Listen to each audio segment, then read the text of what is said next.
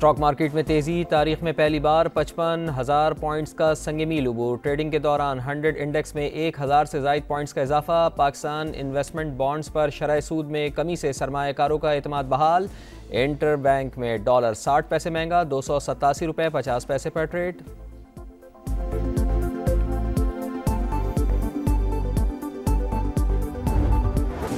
मौसम की अंगड़ाई, बादल बरस से ही सर्दी ने दस्तक दे दी। पंजाब के मुख्तलिफ शहरों में बारिश, लाहौर में कहीं हल्की और कहीं तेज बारिश से स्मॉग में नुमाया कमी। गुजर खान, गुजरात, हाफिजाबाद और कामुंकी में भी रिमझिम। आज़ाद कश्मीर, दीर, जमरूद, मानसरा और मलका को हिसाब मरी में बर्फबारी। रुई के बरसते गालों से हर मंजर हसीन। नारान झील, सैफुल मलूक, बट्टा कुंडी, जल खट में हर सू सफेदी। बर्फबारी के बाइस बाबूसर टॉप रोड ट्रैफिक के लिए बंद।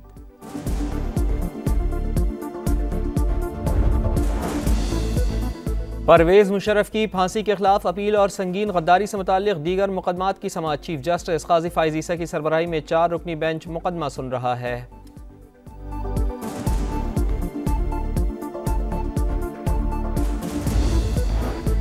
चेयरमैन पीटीआई और शाह महमूद कुरैशी के खिलाफ साइफर केस की समाअत 14 नवंबर तक मुलतवी। वकला सफाई की अदम हाजिरी के बाइस गवाहों के बयान कलमबंद न हो सके। अदालत ने आइंदा समाअत पर मजीद 3 गवाहों को तलब कर लिया। निगरान वज़ीर आज़म का सऊदी अरब जाने का प्लान। अनवारुल हक काकड़ OIC के गैर मामूली इजलास में शिरकत करेंगे। इस्लामी ममालिक की अहम बैठक में गज़ा की सूरत हाल और इसराइली मज़ालिम रोकने के हवाले से गौर किया जाएगा। पाकिस्तान का गज़ा में जंगबंदी का फिर मुतालबा। तर्जुमान दफ्तर खारजा का कहना है कि करारदादों के मुताबिक मसला फ़लस्तीन का हल निकाला जाए।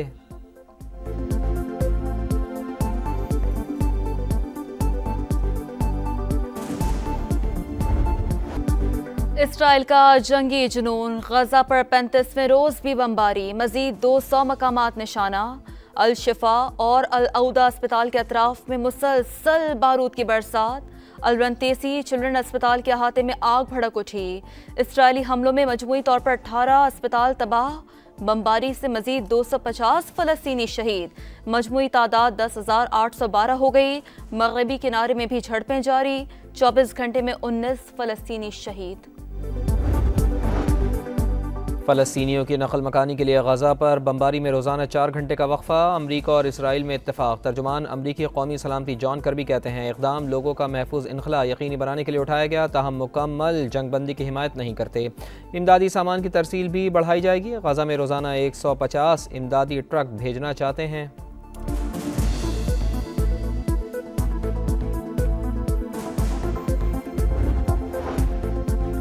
गाज़ा में मुस्तकिल जंगबंदी की कोशिशें तेज़। दोहा में कतरी वज़ीर-ए-आज़म, मोसाद और CIA डायरेक्टर्स का इजलास। यरगमालियों की रिहाई पर बातचीत। इस्लामिक जिहाद 2 इसराइली कैदी छोड़ने पर आमादा। कतर के अमीर की UAE के सदर के साथ अहम मुलाकात। पेरिस में फ़लस्तीनियों की इमदाद के लिए कॉन्फ्रेंस। फ़लस्तीनी सदर महमूद अब्बास का इसराइली हमले बंद करवाने का मुतालबा। मिस्री वज़ीर ख़ारजा ने फ़लस्तीनियों की जबरी बेदखली मुस्तरद कर दी। तुर्किया और ईरान के सदूर की मुलाकात। गज़ा की सूरत हाल पर गुफ्तगू। बमबारी में वक्फा नहीं, जंगबंदी करो। रियासत इलिनॉय में अमरीकी सदर की तकरीर के दौरान एहतजाज। शहरियों पर इसराइली हमले बंद करवाने का मुतालबा करने वाली खातून को हॉल से निकाल दिया गया। स्पेन की पार्लियामेंट में फ़लस्तीन के लिए आवाज़ बुलंद। हस्पानवी वज़ीर का नस्ल कुशी बंद करने का मुतालबा। इसराइल के साथ सिफारती ताल्लुकात ख़त्म करने पर जोर। अलजायर के रुकन पार्लियामेंट ज़करिया बिलखैर की हमास के लिए फ़ंड रेजिंग की अपील। $1,000 अतिया भी दिया।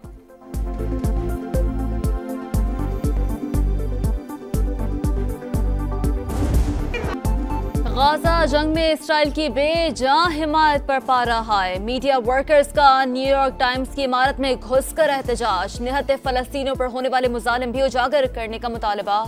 जंगबंदी पर जोर।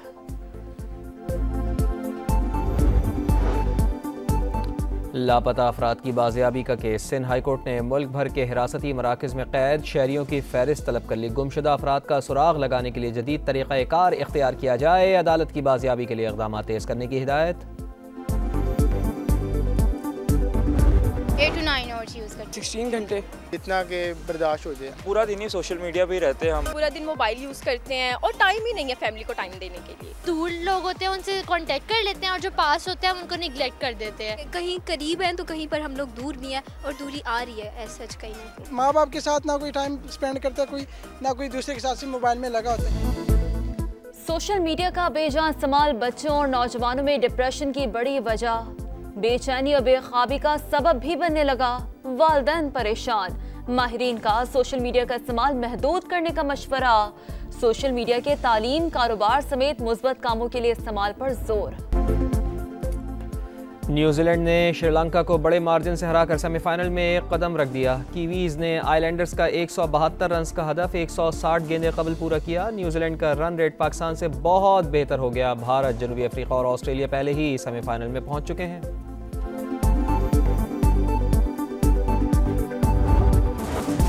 शाहीनों का सेमीफाइनल में पहुंचना मुश्किल ही नहीं, नामुमकिन।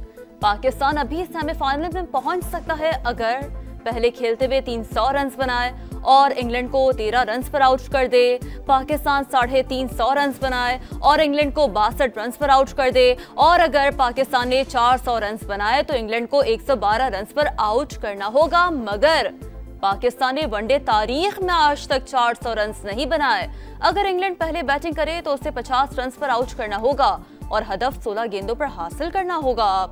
ऐसी सूरत में पाकिस्तान सेमीफाइनल में पहुंच जाएगा।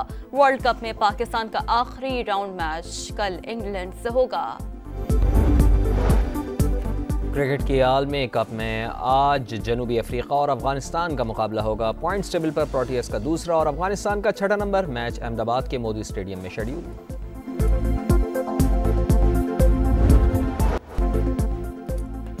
न्यूजीलैंड ने श्रीलंका को बड़े मार्जिन से हराकर सेमीफाइनल में एक कदम रख दिया। कीवीज ने आइलैंडर्स का 172 रन का हदफ 160 गेंदें कबल पूरा किया। न्यूजीलैंड का रन रेट पाकिस्तान से बहुत बेहतर हो गया। भारत, जनूबी अफ्रीका और ऑस्ट्रेलिया पहले ही सेमीफाइनल में पहुंच चुके हैं।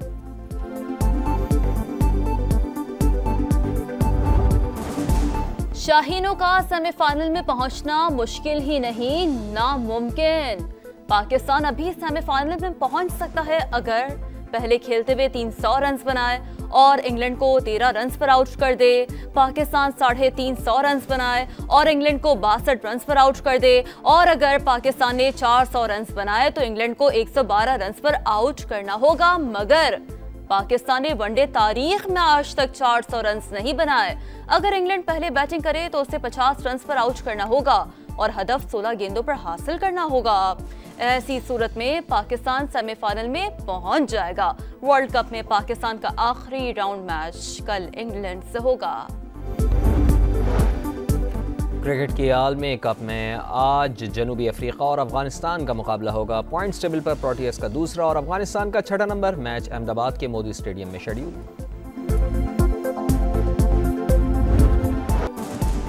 और फ्रांस में मौसले ओपन टेनिस टूर्नामेंट के मुकाबले जारी। नंबर 4 सीड योगो हैम्बर्ट सेमीफाइनल में पहुंच गए। फैबियो फगिनी ने इवेंट में एक और अपसेट कर दिया। इटली के खिलाड़ी को हराकर आखिरी 4 खिलाड़ियों में जगह बना ली।